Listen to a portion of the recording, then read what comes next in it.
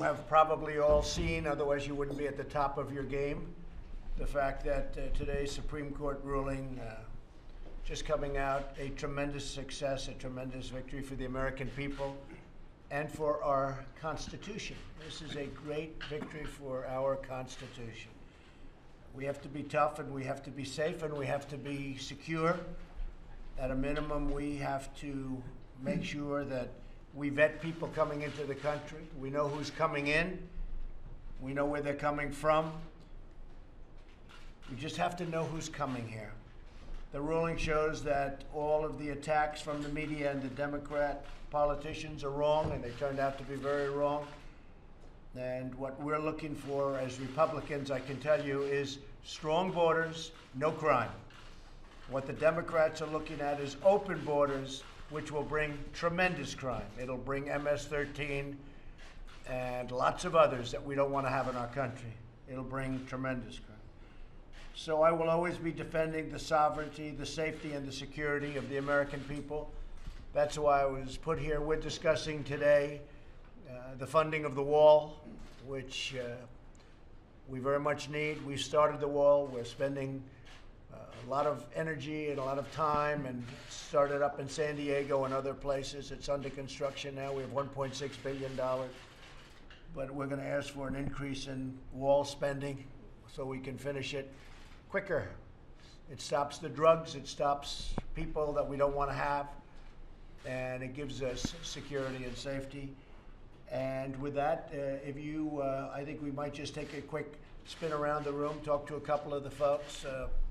And maybe, Senator, I'll ask you, Roy, do you want to say a couple of words about why we're here and what we're doing? Well, I think with the leadership of Chairman Frelinghuysen and Chairman Shelby, we're actually trying to get these appropriations bills to the floor and get them on your desk, as you insisted, not in an omnibus. I think the last time we had a conference report on the Senate floor, this would be where the House passed a bill and we did, and we went to it was 2011. So we just passed the first three bills yesterday that the House had already passed, and we're doing our best to try to get back into business in a transparent way so that people can see what their government's doing. Good. Mr. President. Yes. We're in the first quarter of the appropriation process. If you want to use a football analogy, we're doing well right now. We're working together. I think both sides, Democrats and Republicans, realize it's in their best interest and the interest of the American people for us to pass on time our regular appropriation bills, bring it back to regular order, to avoid crisis to crisis and threat of shutdowns and all of this. We're early, we're making progress, we're hoping to stay the course, but you're saying, and you've said it several times, that you're not signing a big omnibus. I think resonates with all of us, and it makes sense to the American people. Well, we got military taken care of. We had $700 billion for our military. Then the following year, $716 billion. We had to have it. We all knew it. Nobody at this table loved what we did last time, but we did love the fact that we got more for the military than anybody thought was possible. We also got $6 billion for the, if you look at the drug problem and all of the problems that we're having with drugs at every level, got $6 billion for that, the opioid epidemic and other things, so that was a good thing. And then we had to, unfortunately, do some things that we didn't want to do, but this time we don't have to do it, and this time we're very early. But we had to get our military funded, and now it's not only funded, it's never been funded that well. So we're very happy about that. Lamar, do you have anything to say? Sure, Mr. President. First, thank you for having us. And on the appropriations bills, we have two parts to our budget. One part's going through the roof. That's the entitlement part. The part we're working on has gone up over the last 10 years about the rate of inflation, and according to the Congressional Budget Office, will go up about the rate of inflation. And these are, for the most part, things you and I, that you have advocated. As you said, more than half is defense, so that's good. Another thing that's good is our national laboratory. Secretary Perry went to Oak Ridge last week. We're in a competition with China to see who has #1 supercomputing. Thanks to the last two appropriations bills you signed, We are now #1 in supercomputing in this country, which we need to be. We just moved ahead. You moved ahead. Now, Senator Blunt has chaired a committee today that just reported out for the 4th consecutive year record funding for the National Institutes of Health. You've got great people over there working on curing cancer, other things. So I would suggest that a part of your America First agenda would be the items in our appropriations for science, technology, research. You've signed 2 appropriations bills that do that. Secretary Perry, Senator Blunt, those things. I think that fits your America First agenda. So a lot of what we're doing is on your agenda, and it's going up at about the rate of inflation, just a little bit more. So we're watching the budget as we do this. You know, Lamar, you mentioned entitlements. We were all set to repeal and replace Obamacare. And then we were very surprised by one gentleman who decided to vote against it after campaigning for it for about 14 years, or since its inception, I guess 8 years. But that would have saved about $1 trillion. That one vote would have saved $1 trillion. Now, despite that, we are cutting, and you've seen some of the association plans that we've come up. I was with Secretary Acosta in Right. Knoxville on Friday, and you saw him the next day. That is a really Great good plan. step forward that'll help a lot of people. It's a great plan, and Secretary Azar is coming out with one in 2 weeks, which is going to be a phenomenal plan. These are plans that won't cost the country anything, and they're fantastic healthcare plans. And I'm glad you got to see that, Lamar. These are really good plans, and step by step, we got rid of the individual mandate in Obamacare. But we could have saved $1 trillion in entitlements with one more vote, and we didn't get that vote, so that's too bad. Steve, you have something to say? Mr. President, I was at Mountain Air Force Base on Friday. That's the 341st Missile Wing. A third of our nation's ICBMs are in Montana. What we need to do as appropriators is get our budgets done in time. No more CRs, no more omnibuses. These men and women are looking to us to lead. As they're defending our country, they want certainty. We've got our budget locked down. They're grateful for the increase in defense spending. I can tell you they're doing a great job defending our country. My favorite commander's coin is from that missile wing. It says, scaring the hell out of America's enemies since 1962. They keep us safe. There's a deterrent. They keep us safe and keep Great our world place. peaceful. And I'll be there soon. Looking forward to seeing you. It's a great place. Susan Collins, please. Mr. President, I just want to emphasize how much progress we're making in the Senate Appropriations Committee. By the end of this week, we will have approved every single one of the 12 appropriations bills. It's been years since that has happened, and that's under the leadership of Chairman Shelby. So that is great progress that does allow us to avoid continuing resolutions where you lock in last year's priorities and end up spending more. Omnibus bills, which you rightly have vowed to never sign again, and also the threat of a government shutdown. So I see it as tremendous progress. In the infrastructure area, which is in the transportation appropriations bill, working closely with your Secretary of Transportation, we have plussed up the money for grant programs that are going to be matched by state funds and will really be a down payment on your infrastructure program. And that went through the committee 31-0. That's right, and which is really starting. We've actually done a lot of infrastructure that nobody knows about. We're doing it in little chops as opposed to a big bill, which is actually better. It's really, I think it's a much better way of doing it. Thank you very much, Susan. Thank you. Lindsay, we were together in South Carolina last night. That was an exciting evening. Those were excited people. They must have been excited to see you. They thought you were too short. They wanted you to tell them. No, thank you for coming to help Henry. Well, the #1 job of the federal government, in my view, is to defend the nation. You've taken a broken military and rebuilding it. We're on track to have the smallest armies since 1940, the smallest Navy since 1915. Now we're on track to have an Army consistent with the threats we face and a 350-ship Navy. Every bill has been passed with bipartisan support. Senator Shelby has gotten every Democrat virtually to vote for every bill. If you want to keep this country strong, we're going to have to make some trade-off as Republicans. I'm willing to work with Democrats to get to yes, but yes has to be consistent with being strong. You've always been there, right? You've never changed. Have you ever changed? Not on this. What do you think, John? Has he changed? Not too much. But he's right. Rodney? Mr. President, it's been my pleasure to work with Chairman Shelby. In the past, we've always worked together, but now we have a very strong working relationship. We both believe in regular order, and on the floor today, later this afternoon, we do the House Defense Appropriations Bill, which we work very closely with Mac Thornberry and the authorizers, but we're going to do that bill, make sure we get that passed with bipartisan support. It addresses both our defense need and our intelligence needs. Good. Thank you. Very good. Thank you very much. Senator, how's Anwar doing? Okay. We are moving on Anwar, thanks I to hear. the good folks at Department of Interior working very, very hard in scoping process and the like. And So- how's our beautiful little road doing in Alaska? Well, we are moving along incrementally, not as fast as either you or I would like, but But we it's almost recognize ready. that process is going to be important here, and we are standing by the process. Good. So thank you for asking. This was a road that was, I guess it's been, they've been trying to build it for 30 years. We're going to get it done very quickly. It's almost completed. So they're 10 almost mile, through. 1 lane gravel, non-commercial use road. Yeah. That's what we've been fighting about for 30 years. Yeah, many years, but we're going to get it done. I'd say within the next couple of months it'll be complete, and they can go ahead and build, and you'll have a good, safe road, which they've wanted for a long time.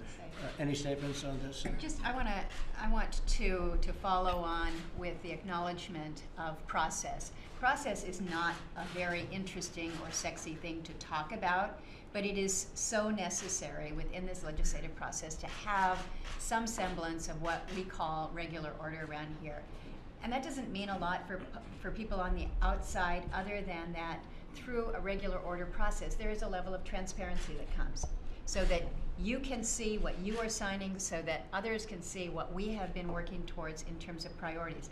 But that process is only successful if we are able to work with our colleagues on the other side. And I want to highlight what Lindsay has just noted.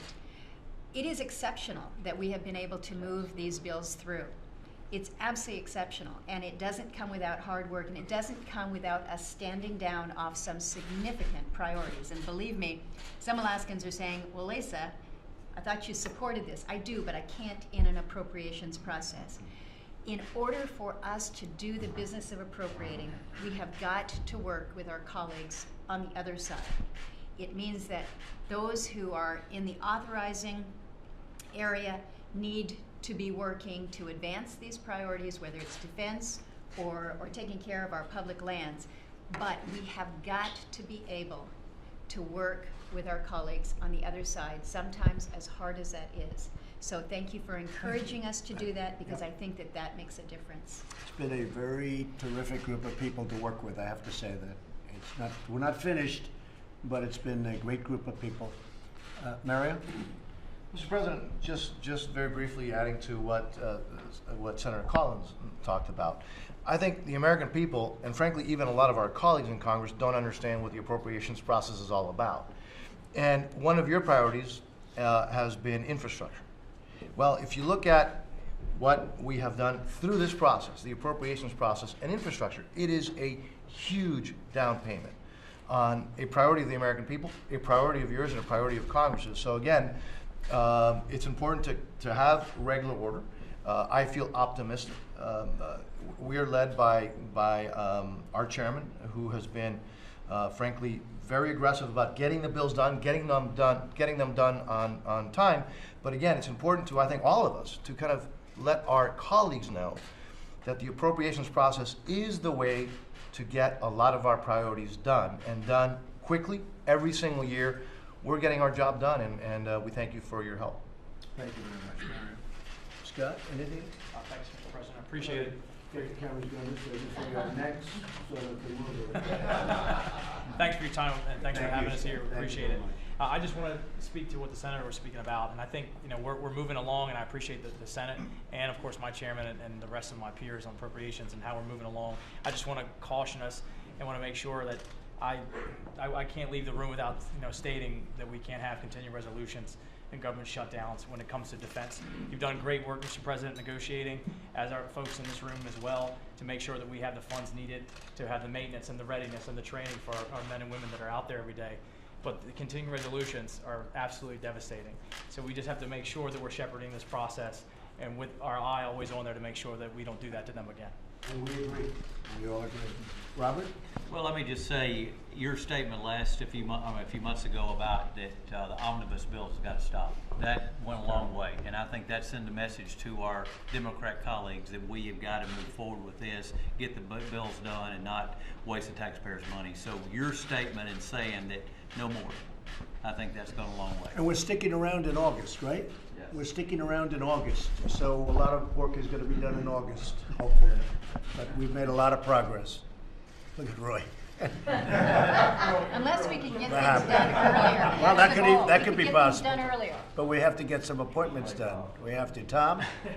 Mr. President, first, thank you for having us. Thank you for your leadership.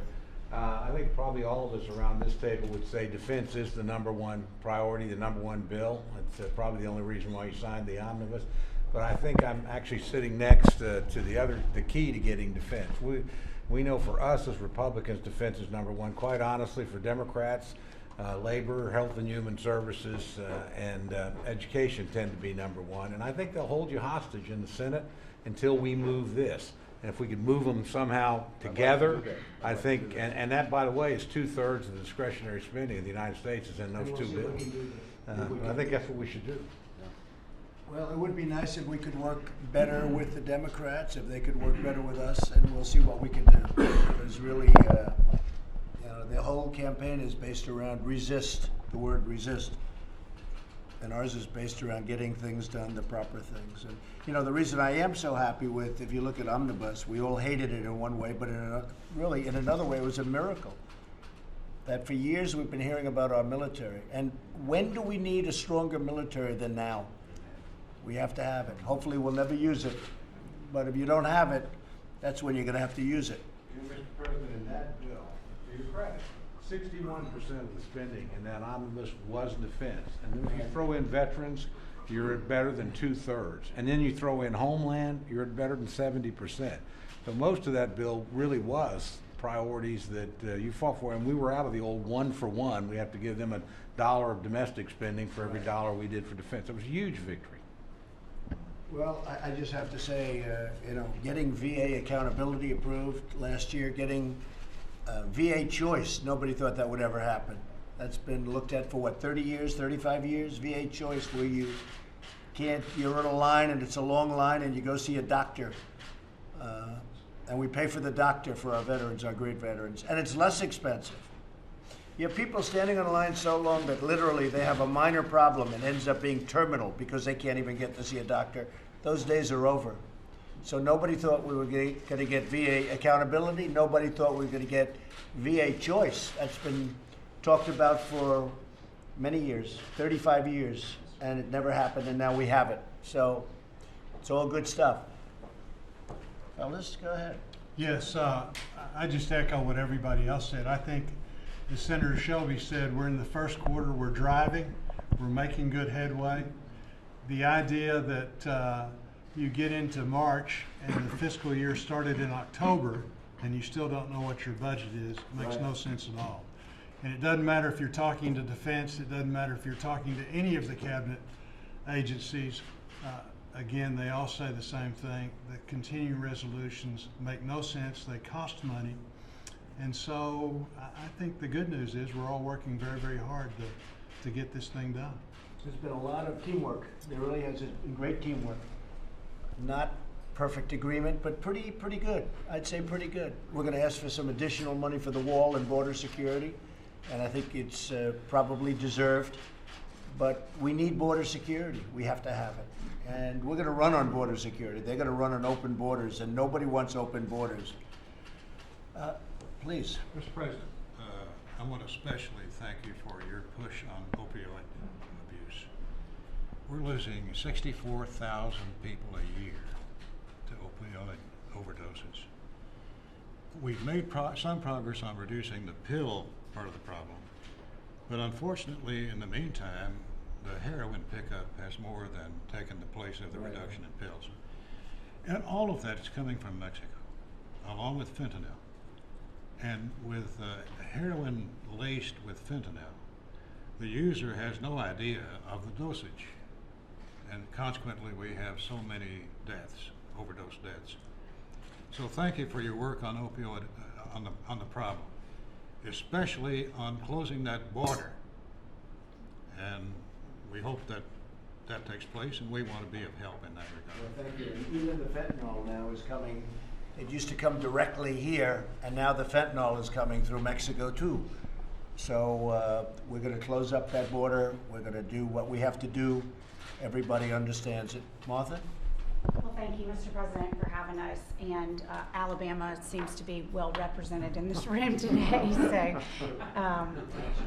I just want to say, just to add to everything that's already been said, you know, most of the members in the House have never seen regular order when it comes to an appropriations process. And so we spend a lot of time back in our districts talking to our constituents about the importance of having this open, transparent process so it doesn't end up with 4 people in a room negotiating how to fund our government, that the voices of the people that we represent are heard in the bills that we pass by having a process going through committee and then to the full floor. So I'm just grateful that you had us here today to discuss this, and I too am very encouraged by how much action is taking place both in the House and the Senate, and look forward to getting these bills across the finish line. Thank you very much. Thank you, Mark. I'd like to hear what you have to say. Mr. President, thanks for having us here today. And I want to tell you, your level of engagement on the appropriations process is distinct from what we've seen from other administrations. And what that results in is a better work product. You know, we have a responsibility, all of us who represent our constituencies across the country, to be tough on spending, to have strong oversight, to make sure that we're not spending more than is required, because these are ultimately taxpayers who are getting up each day and they're working to fund this government, and what they're counting on us is to do our job to make sure we're not wasting money. And so the oversight of the administration along with the appropriators is really making a difference. And you're seeing the investments that you've heard today about defense, about veterans, about medical research. I mean, some of this is historic. The work that the appropriators did on medical research, you got to take a lot of credit for. You're seeing almost a 25% increase in research in cancer and Alzheimer's in the last 2.5 years under just this administration. That's staggering, and I don't think the American people really know what work we're doing in that regard, and I think you ought to take credit for being a unique leader in that regard. And then when you get to Homeland Security and securing our borders, that's something that people in both parties in this country want. And when you see $64 billion worth of drugs coming across our borders, both across our ports of entry, both across illegally and just coming through legally, coming through across our ports of entry without being checked, we need to do a better job of that, and your budget speaks to that. We're going to put billions of dollars in on border security, stopping Mexican cartels from trafficking drugs and humans into this country and abusing them and really leading to abuse of the American people. And so we're committed to that, but that requires all of us around the table to get our jobs done, and thanks for getting us here today. Well, thank you, Kevin, very much. And one of the things that's very important is right to try. We have these incredible drugs that won't be approved for 2 or 3 or 4 years, and people would have to leave the country if they had the money. Most of them didn't have the money, so they had no hope. They had no hope at all. And now you have the right to try, where we can take some of these experimental drugs, people that are terminally ill, and we're able to use them. It's an incredible program. It took 30 years, 35 years. It's incredible. I would have said that would have been an easy one to get done. A person is terminally ill, and they didn't want to give them a drug or some kind of a cure, a potential cure, because maybe it'll hurt the person, but the person is terminally ill. And this went on, and the complication was insurance companies and the pharmaceutical companies, and they don't want it on the records, and the whole thing. Anyway, we got it approved. Congress and the Senate, they did incredible jobs. Everybody worked very hard on that. That was very important. And Shelley, just one thing, in West Virginia, we made a lot of progress with opioid. That's been a big problem for West Virginia, special people. And I hear we've really made a big dent. I did want to add to what Hal had said about the opioid crisis. You've been great, and Melania has been very active on this issue. Yes. Very much appreciative. But through all of our bills, most of our bills, there is some portion of each one of these bills almost that has some sort of opioid response to it, whether it's health, whether it's homeland security, whether it's defense. We're trying to fight it on all fronts, and that's extremely important. Now, the three of us met in your office with Senator Shelby last week, and as I chair, as Kevin does on the House side, I chair Homeland Security. I want you to know that your message is loud and clear on funding our Homeland Security. But that message that you carry is a message really that we all share. And we had our bill went out. It didn't go out unanimously like Susan's did, but it did go out with a very robust Democrat support out of our committee. And so we understand in order to reflect that priority and to reflect the frustration that we see in and around our different states, a strong Homeland Security, strong TSA, strong Coast Guard, strong Secret Service. This is all really important to the American people. Well, I think it's important to the Republicans. I'm not sure that it's very important to the Democrats, and hopefully it will become more important, and we'll be able to do something. Tom? Mr. President, omnibuses are just unacceptable. It's something that Mick and I, in his previous life, we together fought against.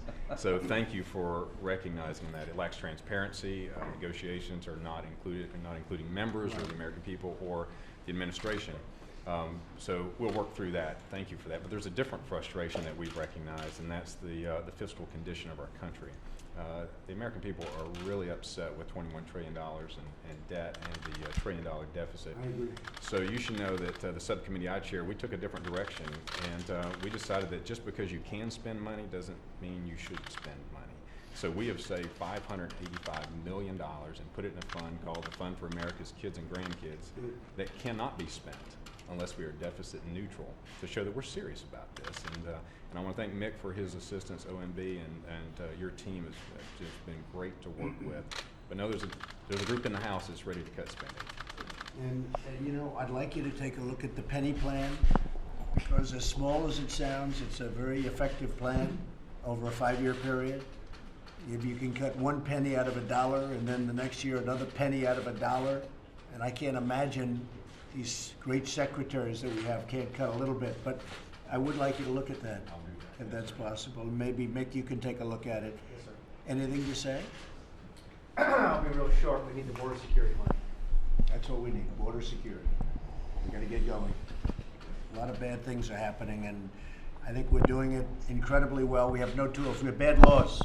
We have the worst immigration laws in the history of the world, okay? It's a joke. People can't believe it. Other countries look at us and they say, how is that possible? Somebody touches our land, we now take them to a court, to a judge. They want us to choose 5,000 judges. How do you choose 5,000 judges? Can you imagine the corruption just from a normal standpoint, just common sense? Can you imagine the corruption? Go to the barber shop, grab somebody, make them a judge. Everybody's being made a judge. They want 5,000 judges, more. It's crazy. Other countries, it's called, I'm sorry, you can't come in, you have to leave. This one, we have judges. If they step on our land, we have judges. It's insane. So we're gonna have to change our whole immigration policy. And I was saying last night in South Carolina, when I came in, I inherited some things. We inherited North Korea, that's going really well. We inherited horrible trade deals, that's going really well. Nobody knows what's happening behind the scenes, but these countries that have been really, they can't even, I don't blame them, I blame our people, but they have just been ripping us for years. They want to negotiate so badly, you have no idea. We inherited a lot of different things, but of all of them, immigration makes the least sense. It is a hodgepodge of laws that have been put together over years, and we have to change it. It's so simple. It's called, I'm sorry, you can't come in. You have to go in through a legal process. You don't have to see a judge where the judge is going to take 3 years before you can come back. In the meantime, you never come back because you're already in the country. You're someplace in the country. And that would be bad, but it's really bad when it's a criminal. And we have plenty of them coming into the country this way. And they use the children. They use these young children for their own benefit. So we have to change the whole immigration picture, and we'll be able to do it. We need the border wall, we need the border, we need border security, and we need modern equipment, and we'll get it done. I have no doubt. Anybody else would like to say something? Anybody? Are we okay? We'll let these guys go out and have lunch. John? Before you go, on trade, there are some people who are saying that your tariff threats threaten to plunge the economy into a recession. Harley-Davidson announced that it's moving to plant to Thailand. Harley-Davidson, John, was going to do that. They announced it earlier this year. So Harley-Davidson is using that as an excuse. And I don't like that because I've been very good to Harley-Davidson, and they used it as an excuse. And I think the people that ride Harleys are not happy with Harley-Davidson, and I wouldn't be either. But mostly companies are coming back to our country. I was the one that explained to Harley about 100% tax in India, where they had a tariff of 100%, and I got it down to a much lower number. I think it's 50%, which is far too much, but they were paying 100% tariff. Now, Prime Minister Modi brought it way down, but it's still way too high. No, I will say this, John. Other countries are negotiating. And without tariffs, you could never do that. And if they don't want to negotiate, then we'll do the tariffs. And just remember, we're the bank. We're the bank that everybody wants to steal from and plunder. And it can't be that way anymore. We lost $500 billion last year with China. We lost $151 billion with the European Union, which puts up trade barriers so that our farmers can't trade. We can't send farm products in for the most part. It's very hard to send cars in. We have countries where, as an example, India, they charge up as much as 100% tariff. We want the tariffs removed. What I would like to do, and what I offered at the G7, you remember, I said, let's drop all tariffs and all barriers. Is everybody okay with that? And nobody said yes. I said, wait a minute, folks, you're complaining. No tariffs and no barriers. You're on your own.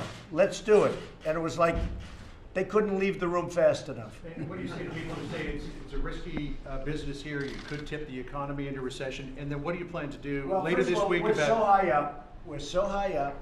We've picked up 40, if you look at the kind of numbers we've picked up, it's up almost 40%, the market. And that's not, the real market is the overall, and the overall is up much more than that.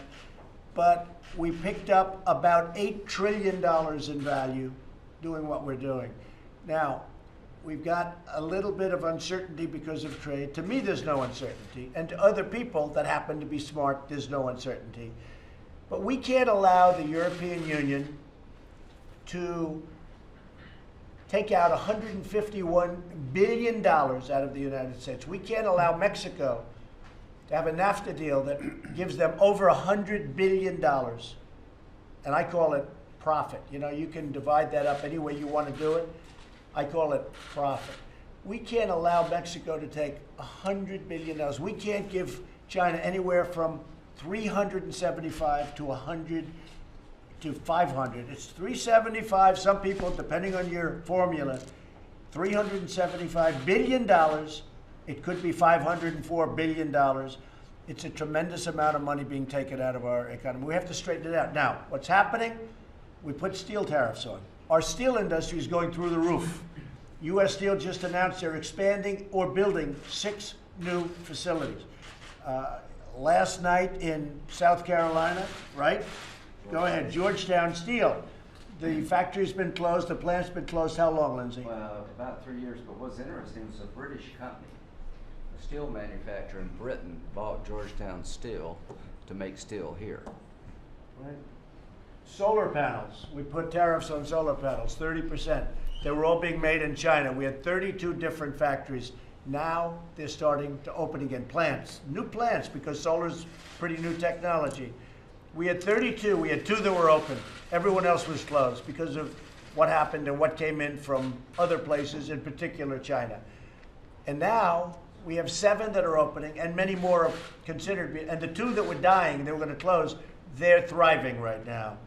Washing machines, they were being dumped all over the country. Not good ones, by the way, ones that didn't work really well. And now they're opening up washing machines. We put a 30% tariff on. So tariffs could be a very positive thing. You know, in the old days when we had tariffs, we didn't have income tax.